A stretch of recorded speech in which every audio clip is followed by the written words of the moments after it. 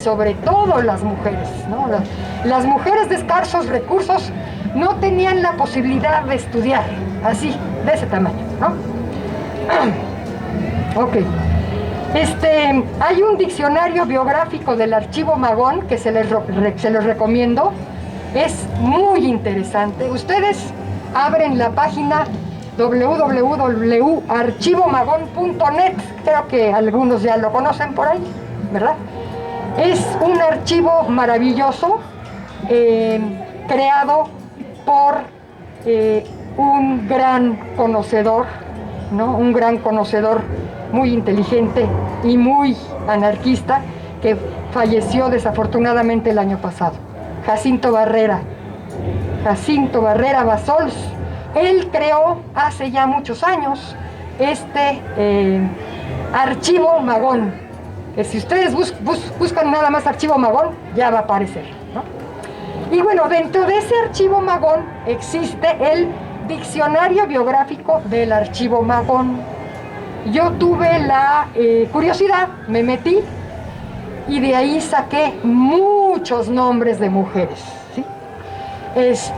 Yo les puedo decir que hay cientos y cientos de mujeres, no sé cuántas, ¿verdad? Hay un pequeño problema en ese diccionario biográfico, que de pronto, pues sí dice, ¿no? Arteaga Teresa, ¿no? O Bruce María, ¿no? Ortega Margarita, pero de pronto dice Godínez J, ¿no? Rodríguez P, ¿sí? Sánchez L. No sabemos si es hombre o mujer, ¿verdad? Entonces yo lo que hice fue recuperar a todas las que evidentemente tenían nombre de mujer, y a veces no es evidente, ¿verdad? Porque Guadalupe puede ser hombre o mujer, ¿verdad? Creo que también Carmen, ¿no? Sí, algunos, ¿verdad? Carmen, ¿no? Carmelo, más bien. Bueno, no sé, Refugio. Inés, Refugio también. Hay Cuca y Cuco, ¿no? Entonces es difícil, pero bueno. Entonces, a partir de ese diccionario biográfico, pude observar ciertos orígenes sociales de estas mujeres y las ocupaciones, las actividades, ¿no? Entonces, por ejemplo, en cuanto a orígenes sociales, bueno, muchas son obreras, costureras, porque se acuerdan que la industria textil era muy importante, ¿verdad? En esa época. Maestras, como decía yo también hace rato, y bueno, amas de casa, ¿no?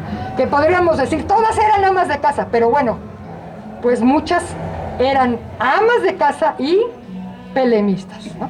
Eso es lo que quiero decir. Okay. Y bueno, ¿y cuáles eran estas actividades? Perdón, ¿qué actividades hacían ellas? Uy, imagínense, ahí les va, no se vayan a aburrir. Mensajeras, correos, o sea, correos humanos, ¿verdad? Organizadoras de eventos para recabar fondos, bailes, kermeses, sorteos, campañas, venta de fotos de los líderes, guerrilleras, contrabandistas de armas, parque, dinamita y el periódico Regeneración, cuando ya era ilegal, que pues ya pues casi siempre fue ilegal.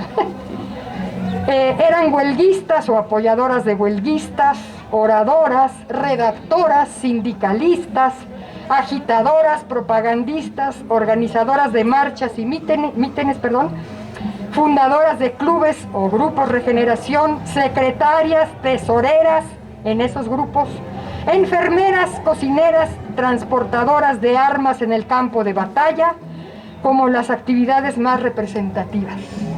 Pero no hacían nada, ¿verdad? Por eso no están en la historia, porque en realidad ellas no hacían nada.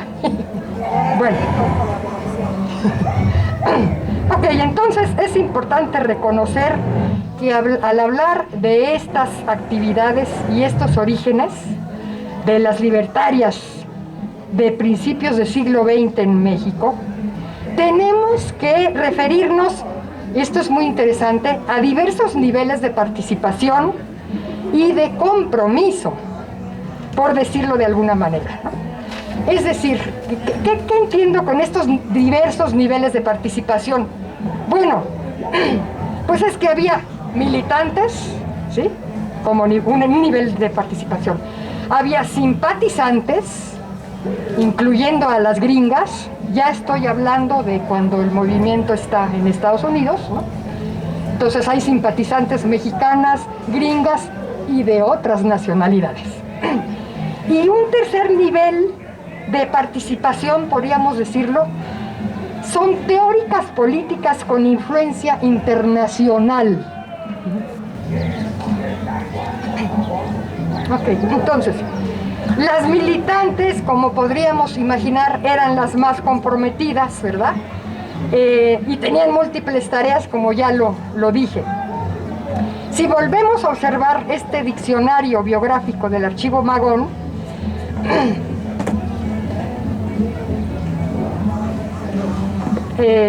estamos hablando de cientos y cientos de militantes afiliadas y comprometidas totalmente con el PLM, ¿no?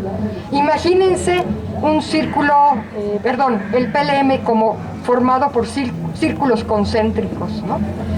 Bueno, pues en medio están los meros, los líderes que muchos años se la pasaron en la cárcel, ¿verdad?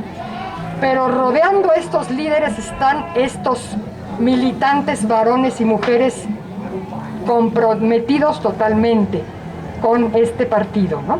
Y luego vemos otro círculo más externo que estaría compuesto por simpatizantes, decía yo, mexicanas, gringas y de otras nacionalidades, pero sobre todo mexicanas y gringas. Las gringas, no me lo van a creer, pero apoyaron un chorro, ¿sí? O sea, apoyaron un chorro en general al partido, al periódico, apoyaron con dinero para, digamos, poder rescatar a los presos o pagar los juicios, etcétera, ¿no? Todo lo que se tenía que pagar, todo lo jurídico, digamos, ¿no? Ok. Sí. Bueno, ejemplo de estas simpatizantes, porque hay tres, en particular hay tres gringas muy fregonas, ¿verdad?, que apoyaron. Una es Ethel Duffy Turner, que a lo mejor ustedes, alguien de aquí, ha leído el libro México Bárbaro, de Turner, pero ella es la esposa, ¿no? Sí, ella es la esposa. El señor se llama John Kenneth Turner y la esposa es Ethel Duffy Turner, ¿verdad? Porque las gringas se ponen el apellido del esposo, ¿no? Entonces, está, por un lado, Ethel Duffy, Elizabeth Trubridge, que era la de la lana, y Francis Neik Noel, que junto con su esposo también apoyaban mucho. Fíjense que estos señores en realidad eran más bien como, ya se voló un, en realidad eran más bien socialistas. Tuvieron mucho apoyo de anarquistas y también de socialistas en Estados Unidos. Emma Goldman. Emma, allá voy, ya me ganaste. Es que ese es el tercer nivel, ¿no?, del que yo voy a hablar. Dice, un tercer nivel de no tanto de compromiso directo con el partido, sino de tipo o calidad de apoyo, es el conformado por grandes luchadoras teóricas en el nivel internacional. Perdón, luchadoras y teóricas en el nivel internacional. Y justamente son, la que dice el compañero, gran anarcofeminista Emma Goldman, Voltairine de Cleire y la española Belén de Zárraga. ¿Sí? Ellas, digamos, sin ser magonistas, sin pertenecer al partido, constantemente, bueno, ellas eran escritoras, constantemente publicaban apoyo al Partido Liberal Mexicano, a Regeneración, ¿no? Emma Goldman también apoyó con esto, ¿no? En fin, bien, otra pregunta que me hago es ¿dónde encontrar a las pelemistas, verdad? si quisiéramos hacer aquí un equipo colectivo de investigación de estas mujeres, bueno, pues alguien o algunas o algunos nos tendría que tocar, por ejemplo, ir a ver los clubes liberales y los grupos regeneración, ¿sí? Porque recuerden que esa es la base, ¿no? Es la base de trabajo de ellas. Entonces, muchas de las publicaciones están firmadas por Grupo Regeneración de Ciudad Neza, ¿no? Digo, ojalá, ¿verdad? No, bueno, Grupo Regeneración de tal lugar, Grupo de Regeneración de tal lugar, ¿no? Y allí viene la lista de todas ellas, de las que pertenecían a esos grupos. Entonces, esta es una manera, ¿no?, de estudiarlas. Otra manera de buscarlas es con los periódicos, porque empezaron a haber un chorral de periódicos más allá de Regeneración, ¿no? Empezaron a ver Mujer Moderna, es un periódico, ¿verdad?, editado por Andrea Villarreal, ¿verdad?, y su hermana Teresa editaba otro periódico, El Obrero, ¿verdad?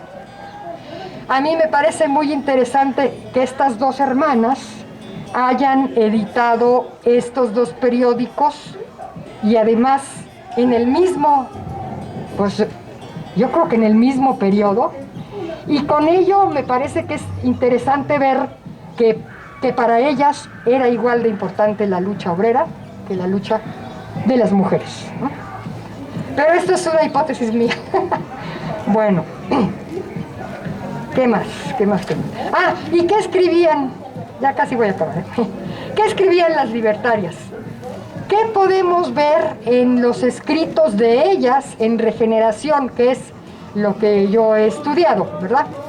Pues que en cada etapa de este semanario, ellas también participaban, y mucho, ¿eh?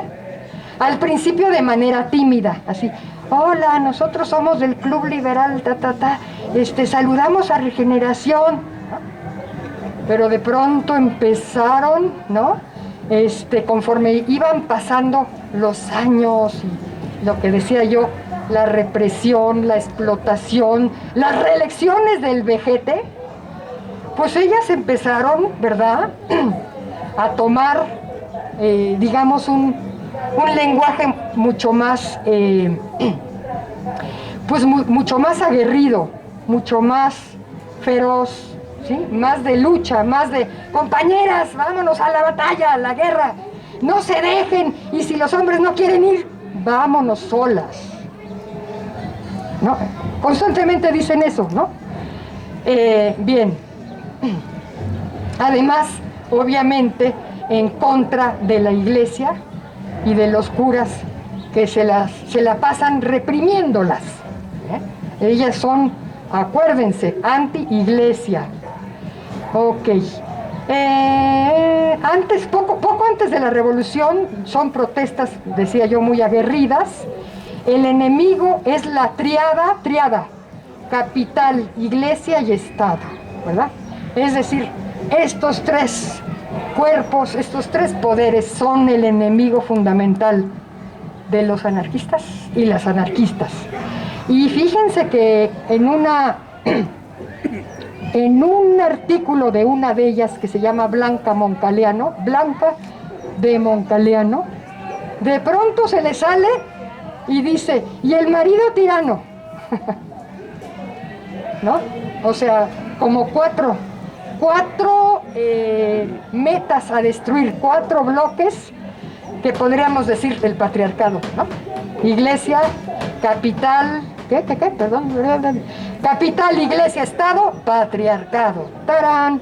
Pero yo siento que después ya como que, no sé si alguien le criticó, porque ya regresó a decir. El marido le pegó. El marido Moncaleano, pero ya estaba hasta allá, hasta Estados Unidos, y ella estaba aquí, todavía no se había ido allá. ¿Quién sabe? Ok, entonces las libertarias de principios del siglo XX en México luchan a favor de las libertades de la humanidad y de la emancipación de la clase obrera, y también están luchando, hace ratito lo dije, por las condiciones por las condiciones de opresión y sojuzgamiento de las mujeres, ¿no? Decía yo, sin saberlo, a lo mejor, porque puede ser una hipótesis mía, ellas al estar luchando por las clases trabajadoras, estaban luchando también por su género, es decir, por destruir ese papel de género que las tiene sojuzgadas. Esa es una hipótesis de Graciela. Ok. En Regeneración no es muy visible esta lucha por la emancipación de las mujeres, ¿no? Pero, por ejemplo, decía yo, en el periódico Mujer Moderna es más clara esta lucha, ¿no? Que así la dicen, emancipación de la mujer, no es muy clara, pero debo reconocer que no he estudiado este periódico porque además es de difícil, no sé dónde encontrarlo, parece ser que no hay muchos, si es que los hay. A la muerte de Ricardo, muchas de las actividades del partido se vinieron abajo, pero los militantes y las militantes continuaron, ¿verdad? Continuaron participando y como decía yo hace rato, muchos se fueron hacia el maderismo y otros se fueron al zapatismo. Una vez que matan a Madero, se van varios al zapatismo. Aunque creo que Soto y Gama se fue desde antes, ese no se fue con Madero, ¿o sí? El compañero sabe. Sí se fue, Soto y Gama se fue con Madero. Fue el asesor, uno de los asesores de Zapata.